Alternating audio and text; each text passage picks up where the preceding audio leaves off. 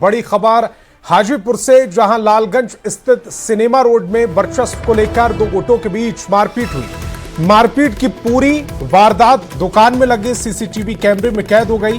तस्वीरों में ये दिख रहा है कि किस तरह से दोनों गुटों के बीच आपस में भिड़ंत हुई है। बताया जा रहा है कि लालगंज का सिनेमा रोड शाम होते ही अपराधियों और जुआरियों के जमावड़े का अड्डा बन जाता है। इसी इलाके में वर्चस्व को लेकर अक्सर दो गुटों के बीच विवाद होता रहा। इससे पहले जनवरी महीने में भी इसी इलाके में वर्चस्व को लेकर जमकर गोलीबारी और मारपीट हुई थी। ताजा सीसीटीवी फुटेज वायरल होने के बाद पुलिस हरकत में आई। पुलिस सीसीटीवी फुटेज के आधार पर मारपीट में शामिल लोगों की पहचान कर रही है। पहचान होने के बाद आरोपियों के खिलाफ कार्रवाई की जाएगी। फिलहाल सिनेमा रोड में लगातार हो रहे विवाद को लेकर स्थानीय लोगों में दहशत का माहौल।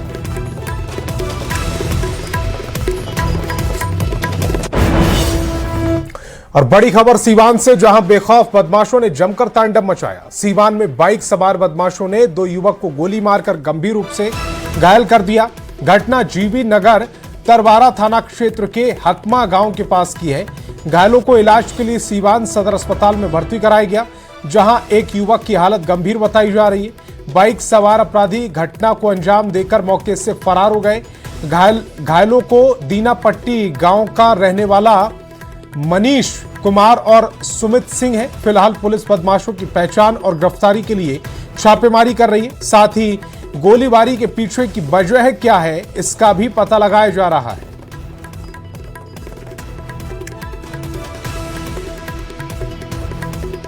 कोल्ड स्टोर पे काम करते हैं। कहाँ पे कोल्ड स्टोर है? हकमा गुलाब कोल्ड स्टोर। उसमें काम करके घर पे जा रहे थे। ये दोनों लड़का सब आया लो तरवारा की तरफ से। हम इधर से जा रहे थे, तो बोला हमको कि हम इधर उसके तरफ ताके तो गाली वाली दिया हमको। तो हम खाली पूछने के लिए गए लो। 3 लोग हम भी थे, लोग 2-3 लोग भी था लो कि काहे गाली दिया भाई मेरे तरफ ताक कर।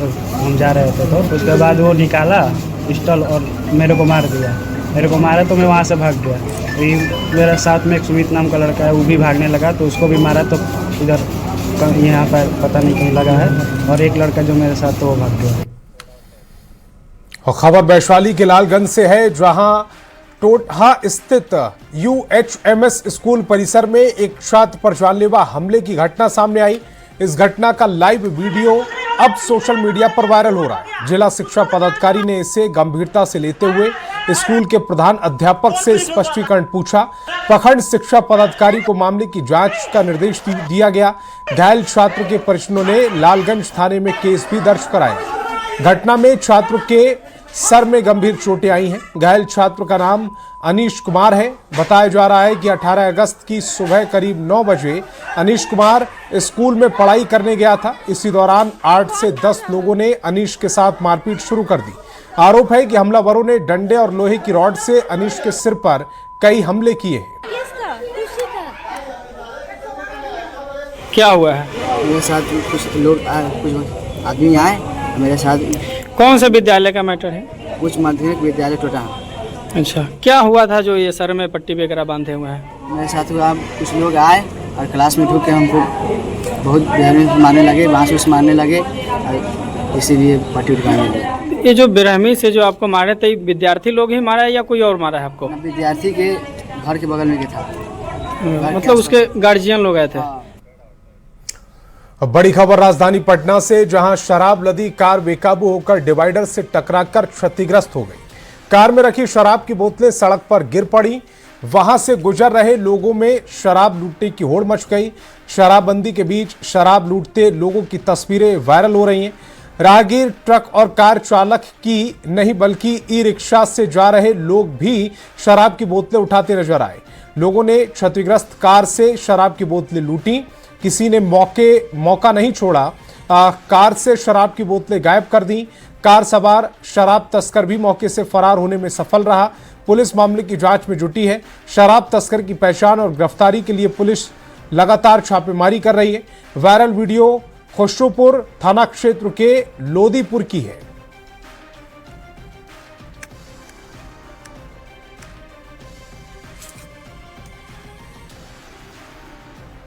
और खबर मुंगेर से, जहां जमालपुर रेलवे स्टेशन पर नशे के अवैध कारोबार के खिलाफ सीआईबी ने कार्रवाई की और एक युवक को गिरफ्तार किया। तलाशी में करीब 200 ग्राम ब्राउन शुगर बरामद हुई है, जिसकी कीमत करीब 2 लाख रुपए बताई जा रही है। पूछताछ में भागलपुर से ब्राउन शुगर खरीदकर मुंगेर में सप्लाई करने की बात सामने आई है।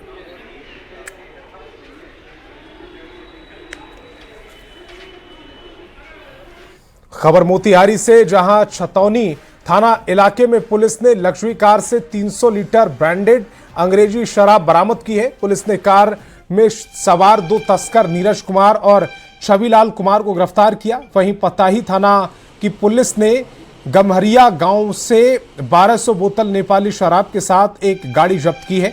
पुलिस को देखते ही शराब तस्कर गाड़ी छोड़कर फरार हो गए।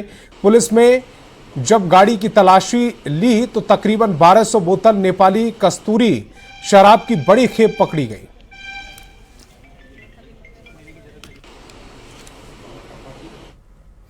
बड़ी खबर बेतिया से, जहां भैरवगंज अतिरिक्त प्राथमिक स्वास्थ्य केंद्र में ड्यूटी के दौरान डॉक्टर दिवाकर पांडे के साथ मारपीट हुई। इस दौरान 2 बाइक से पहुंचे 4 युवकों ने डॉक्टर पर हथौड़े से हमला कर दिया।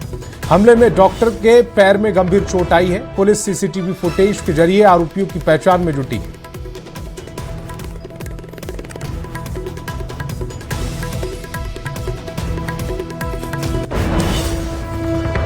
और खबर मुजफ्फरपुर से, जहां मीनापुर के टेंगराहा उत्तरी टोला में 2.5 साल के बच्चे की संदिग्ध परिस्थितियों में मौत हो गई। परिजनों ने आरोप लगाया कि बच्चे की मां ने उसे बिस्किट में जहरीला पदार्थ मिलाकर खिला दिया, जिसके बाद उसकी तबीयत बिगड़ गई और मौत हो गई। इसके बाद महिला की भी तबीयत बिगड़ने पर उसे एसकेएमसीएच में पुलिस हिरासत में इलाज के लिए भर्ती कराया गया।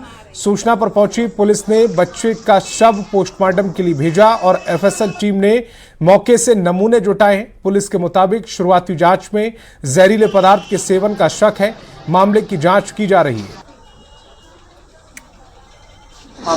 मामला तो हम काम पर थे, हम नहीं थे। अब की कैसे मामला कर या नहीं कर या से उसका मतारी जानेगा वो मान के चलिए। हमको मालूम हुआ तब हुआ से काम पर से आके देखते हैं तो लड़का के दूसरे लड़कुआर फैला है। यही बात है। और भागलपुर में बाईपास थाने से कल देर शाम तस्करी कर ले जाए जा रहे मवेशी से भरे ट्रक को पकड़ लिया गया। वहीं देर रात इस ट्रक को थाने से छोड़ दिया गया था। इस मामले में वरीय पुलिस अधीक्षक ने त्वरित कार्रवाई करते हुए बाईपास थाने में पदस्थापित सहायक अवर निरीक्षक नीरज कुमार को निलंबित कर दिया। वहीं थाने से छोड़ी गई मवेशी लदे ट्रक को सहरसा से बरामद किया गया है। वरीय पुलिस अधीक्षक ने बताया कि मामले की तहकीकात की जा रही है। घटना में जो भी लोग शामिल होंगे उनके खिलाफ कड़ी कार्रवाई की जाएगी। संभवतः इनकी मिलीभगत से या इनकी लापरवाही से और जो भी कंटेनर गाड़ी थी उसको लेके वो जो है जो मवेशी वाली गाड़ी थी वो बिना सत्यापित किए जो है कि अवैध है कि वैध है उस गाड़ी को जो है छोड़ दिया गया या किसी तरीके से वो गाड़ी यहाँ से भाग गई। तो उसके आलोक में तत्काल जो है थानाध्यक्ष के ये रिपोर्ट के आधार पर तत्काल जो है उनको सस्पेंड कर दिया गया है, निलंबित कर दिया गया कल शाम को एएसआई नीरज कुमार यादव को। और जो गाड़ी यहाँ से फरार हुई थी थानाध्यक्ष को निर्देशित किया गया मेरे द्वारा और इसमें नगर पुलिस अधीक्षक भी मॉनिटर कर रहे थे, जिसके आलोक में इस गाड़ी को जो है सहरसा से जो है देर रात्रि में जो है इसको बरामद कर लिया गया। और खबर समस्तीपुर से, जहां गाड़ी की फिटनेस जांच के नाम पर अवैध वसूली का आरोप लगा। गाड़ियों के मालिकों का दावा है कि ऑटोमेटिक फिटनेस जांच केंद्र पर निर्धारित शुल्क के अलावा 500 से 5000 रुपए तक लिए जाते हैं। जिला मोटर व्यवसायी संघ के नेतृत्व में कई गाड़ी के मालिक जिला परिवहन कार्यालय पहुंचे और यूपीआई ट्रांजैक्शन के सबूत अधिकारियों को सौंपे गए। मामले में जिला परिवहन पदाधिकारी ने जांच और कार्रवाई का भरोसा दिया। समस्तीपुर में भारी वाहन जो व्यावसायिक वाहन है, मालवाहक वाहन, उनके फिटनेस के नाम पर अवैध वसूली की जाती है, ऐसा आरोप है जिला मोटर व्यवसायी संघ के और तमाम जो ट्रक और अन्य वाहनों के जो मालिक है उनका है। और वे अपनी मांगों को लेकर के समस्तीपुर के जिला परिवहन कार्यालय पर पहुंचे हैं और यहां पर पदाधिकारियों से इनकी मुलाकात हुई है। और क्या कुछ आरोप है हम ये जानना चाहेंगे, क्या मामला? देखिए, जब से ये फिटनेस को एजेंसी को दिया गया है फिटनेस करने के लिए, तब से हम लोगों के साथ बहुत बड़ी समस्या उत्पन्न हो गई है। हमारी गाड़ियां जो भी फिटनेस कराने जाती है अवैध रूप से उनसे वसूली होती है। एक एक गाड़ी से 4-4 रुपया सरकारी मन की राशि के अलावा वसूल किया जाता है। और एक उनका यूपीआई नंबर है, उस नंबर से बहुत गाड़ियों से जो नगद नहीं देते हैं उनसे यूपीआई नंबर पर लेते हैं। तो हम लोग पिछले 8 तारीख को आदरणीय ये जिला पदाधिकारी महोदय, जिला परिवहन पदाधिकारी माननीय अधिकारी महोदय को इसकी सूचना दिए थे, बावजूद उनका अभी तक अवैध वसूली बंद नहीं हुआ है। तो आज फिर हम लोग डीटीओ साहब के पास आए हैं, जिला पदाधिकारी अधिकारी के पास भी जा रहे हैं और उनको ये बताने जा रहे हैं कि आप इस पर अंकुश लगवाइए। अगर ऐसा नहीं होता है तो फिर हम लोग आंदोलन का रुख करेंगे। बड़ी वाहनों से 3500 से 5000 रुपया तक, छोटी वाहनों से 2000, 2500, 3000, जितना में सौदा मंजूर हो जाता है सौदा हो जाता है। सौदा करने का उनका तरीका अलग अलग अपनाया जाता है। और यहाँ पे कुछ बता रहे हैं इस 500 की राशि क्या समस्या थी? जो पैसा लिया गया उसके बाद बोला जो 500 कम है, 500 और भेजो। अच्छा, कितना पैसा दिए? 3800 रुपया लेकर के 500 लेकर कैश में दिए थे? नहीं, ऑनलाइन यूपीआई से लिया गया था जी। तो अगर पैसा कम जाता है इन लोगों के पास तो बाद में भी पैसा लिया जाता है, इस तरह का आरोप है। तो इस पूरे मामले पर जिला परिवहन पदाधिकारी के द्वारा जांच कर कार्रवाई का भरोसा जरूर दिया गया है, लेकिन देखने वाली बात होगी कि कार्रवाई कब तक होती है। Mukesh Kumar, news 18 network, Samastipur. और अब खबर छपरा से, जहां जम्मू कश्मीर में सीमा पार तैनात सोनपुर के जवान नवीन कुमार सिंह की अंतिम यात्रा में हजारों लोग उमड़े। पार्थिव शरीर पहुंचते ही लोगों ने पुष्प अर्पित कर श्रद्धांजलि दी। सेना के जवानों ने सैन्य सम्मान के साथ अंतिम सलामी दी है। नवीन सिंह के निधन से पूरे परिवार और पूरे इलाके में शोक है। जवान की ड्यूटी के दौरान तबीयत खराब हुई थी, जिसके बाद इलाज के दौरान उनकी मौत हो गई।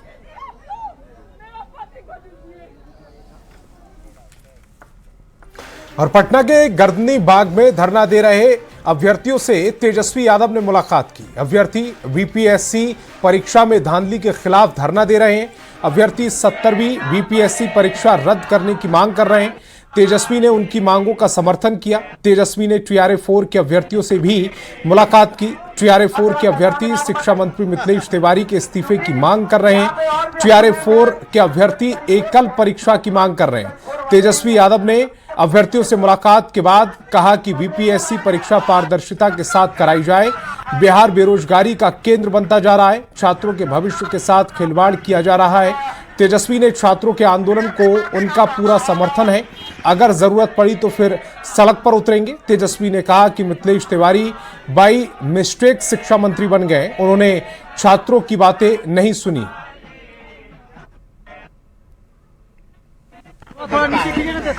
कि पारदर्शिता तरीके से जो है परीक्षा कराई जाए, पेपर लीक ना हो, समय पे परीक्षा हो।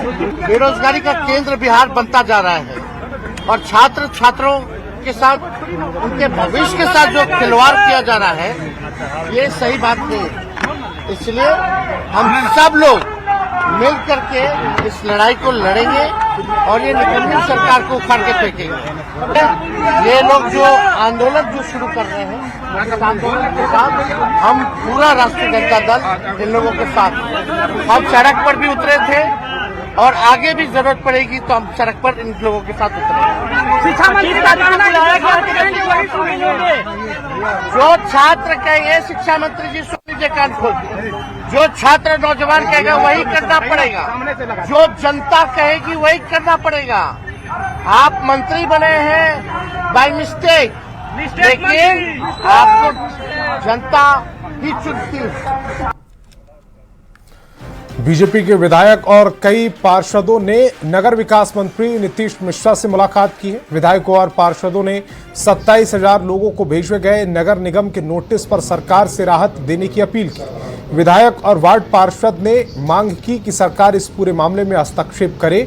आपको बता दें कि पटना शहर में अपने निजी घरों का व्यावसायिक प्रयोग करने वाले लोगों को सुप्रीम कोर्ट के आदेश पर नोटिस भेजा गया।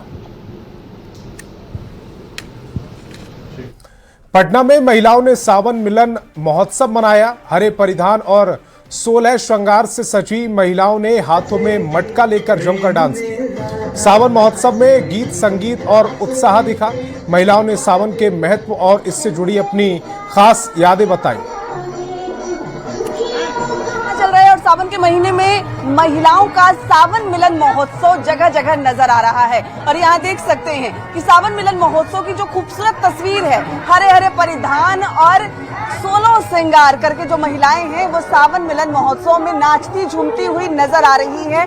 आर्ट एंड बीट एकेडमी की कलाकार भी यहाँ डांस करती हुई नजर आ रही हैं और खूबसूरत मटके हाथों में लेकर ये जो सावन मिलन महोत्सव है उसको खास बना रही हैं। श्रृंगार, हाथों में मेहंदी, कितना खास है ये सावन? बहुत खास है। झिम सावन बरसे वाला फील हम लोग फील कर रहे हैं, बारिश हो रही है, आप लोग भीग रहे हैं। पूरा 16 श्रृंगार, हाथों में मेहंदी, कितना खास है?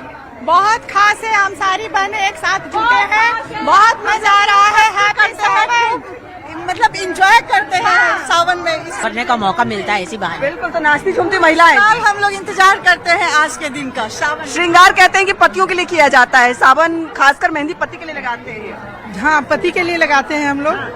श्रृंगार पति के लिए है। हाँ, पति के लिए है। ये 16 श्रृंगार पति के लिए है। ये पति ही नहीं है लेकिन सावन मिलन में जो भी हो जहाँ भी हो, लेकिन ये श्रृंगार उन्हीं के लिए है। महिलाएं हैं वो नाचती झूमती हुई यहाँ नजर आ रही है और सावन मिलन महोत्सव की जो खूबसूरती है वो पटना में जगह जगह देखी जा रही है। सावन का महीना है, हरे हरे परिधान, हाथों में मेहंदी, चूड़ियां, श्रृंगार और तमाम श्रृंगार करके जो महिलाएं हैं वो सावन मिलन महोत्सव के अंतर्गत नाचती हुई, गीत गाती हुई, खुशियां मनाती हुई नजर आ रही हैं। कैमरामैन दीपक के साथ विनीता मिश्रा, न्यूज़ 18 पटना। और पटना के आईजीआईसी में हृदय रोगियों की संख्या लगातार बढ़ रही है, जिसको लेकर डॉक्टरों ने चिंता जताई। अस्पताल में ओपीडी में रोज करीब 500 मरीज आ रहे हैं। जांच के दौरान कई मरीजों में हार्ट ब्लॉकेज की समस्याएं सामने आ रही। डॉक्टर रोजाना 7 से 10 मरीजों को पेसमेकर लगा रहे हैं। डॉक्टरों ने चेस्ट पेन को नजरअंदाज नहीं करने और समय पर जांच कराने की सलाह दी है। देखिए संवाददाता रजनीश कुमार की एक खास रिपोर्ट। भाग दौड़ की जिंदगी में हृदय रोगियों की संख्या में तेजी से इजाफा हो रहा है और आईजीआईसी पर काफी दबाव बढ़ गया है। यानी इको से लेकर ईसीजी और टीएमटी में भारी भीड़ देखी जा रही है। हमारे साथ डॉक्टरों की पूरी टीम है, जिसमें डीएम कार्डियो से लेकर जो एचओडीज हैं, इसके साथ साथ निदेशक खुद मौजूद हैं। सबसे पहले हम बात करेंगे, हमारे साथ डॉक्टर रोहित हैं और डॉक्टर अनूप भी हैं। सबसे बातचीत करेंगे हम। क्या लग रहा है, अभी केसेस बढ़ गए हैं? केसेस काफ़ी बढ़ गए हैं। इधर 1 साल से हम देख रहे हैं कि जो ओपीडी हम लोग का 200, 250, 300 रहता था, 500 के पार जा रहा है। चूंकि स्वास्थ्य मंत्रालय से सुविधा हम लोग को बहुत बढ़ा दिया गया है। डॉक्टर्स भी हम लोग पहले से काफ़ी बढ़ गए हैं। डीएम कार्डियो हो चाहे सीटीवीएस हो, सब पहले से डॉक्टर में इजाफा हुआ है। तो काम करने में आसानी हुआ है बहुत, लेकिन पेशेंट बहुत बढ़ गया है। देखिए, यहाँ टीएमटी हो, इको हो, एंजियोग्राफी हो, एंजियोप्लास्टी हो या बाईपास ग्राफ्टिंग हो, पेसमेकर हो, सभी की संख्या लगातार वृद्धि कर रही है। इसका मुख्य कारण ये है कि लोग भी जागरूक हो गए हैं। हम लोग सुविधा भी दे रही हैं। सरकार और निदेशक महोदय सभी सुविधाएं पूरी तरह मुफ्त है। इसका लाभ लगातार लोग उठा रहे हैं। कभी भी चेस्ट में किसी तरह का डिस्कम्फर्ट या फिर भारीपन लगे या असहनीय दर्द हो, वो दर्द पेशेंट कभी फील नहीं करते हैं। यदि थोड़ी देर रेस्ट करने के बाद यदि उन्हें आराम मिल जाता है तो फिर थोड़ी देर बाद उन्हें चलना चाहिए। चलने देखा जाए डॉक्टर साहब, तो चेस्ट में पेन होता है, लोग गैस समझ लेते हैं कि गैस की वजह से एसिडिटी है या कुछ भी है। किस साइड में पेन हो, कहाँ कहाँ पर हो चुकी है, वो डिसलोकेट होते रहता है। जनरली कार्डियक पेन एक जगह लोकलाइज टिपिकल पिन पॉइंट, जो यदि कोई पेशेंट बोले कि मुझे इस जगह दर्द हो रहा है, वो जनरली नॉन कार्डियक होता है, कार्डियक नहीं होता है। कार्डियक चेस्ट पेन जब भी होता है वो एक भेग डिस्कम्फर्ट होता है, ऐसा लगता है कोई किसी को घूंसे मार दिया। और वो इवन पेट के पास भी दर्द हो सकता है, सेंट्रल में भी हो सकता है, लेफ्ट साइड में भी हो सकता है, और वो वहाँ से रेडिएट करके गर्दन या फिर बाएं हाथ में भी जॉ तक जा सकता है। जनरली कार्डियक पेन इसके ऊपर नहीं जाता है, सर पे नहीं जाता है। सबसे पहले तो उनका ईसीजी होना चाहिए। ईसीजी में अगर कुछ मिलता है इस तरह का, तो उसके बाद उसके ऊपर वाला जांच आप जो टीएमटी है इसमें देख ही रहे हैं, करते हैं। अगर जो बहुत वृद्ध आदमी हैं, जिनको चलने फिरने में या फिर उनको घुटने में या कोई में दर्द है, कठिनाई है, तो डायरेक्ट एंजियोग्राफी करा सकते हैं, जिससे मालूम चलेगा कि उनका कोरोनरी आर्टरी है, वो उसका क्या, उसका कैलिबर क्या है। मेरे यहाँ डीएम कार्डियोलॉजी और एमसीएच सब क्वालिफाइड और बहुत एक्सपीरियंस वाले डॉक्टर आ गए हैं, इसलिए मरीज की सेवा में कोई दिक्कत नहीं है और मरीज को कोई डिफिकल्टी नहीं है, हर चीज़ तुरंत हो जाता है। आउटडोर में डॉक्टर देखा और तुरंत डॉक्टर लिखा कि टीएमटी कराओ, इको कराओ, सब तुरंत सेम डे होना है, सब फ्री है। तमाम डॉक्टर्स जानकारी दे रहे थे, अस्पताल के निदेशक भी जानकारी दे रहे थे। लाजमी है कि हृदय रोगियों की संख्या बढ़ी है, ऐसे में पूरी तरह से सावधानी बरतिए। जरा भी अगर परेशानी महसूस हो तो तुरंत अस्पताल जाइए और जांच के साथ साथ इलाज करवाइए। कैमरामैन दीपक के साथ रजनीश कुमार, न्यूज़ 18 पटना।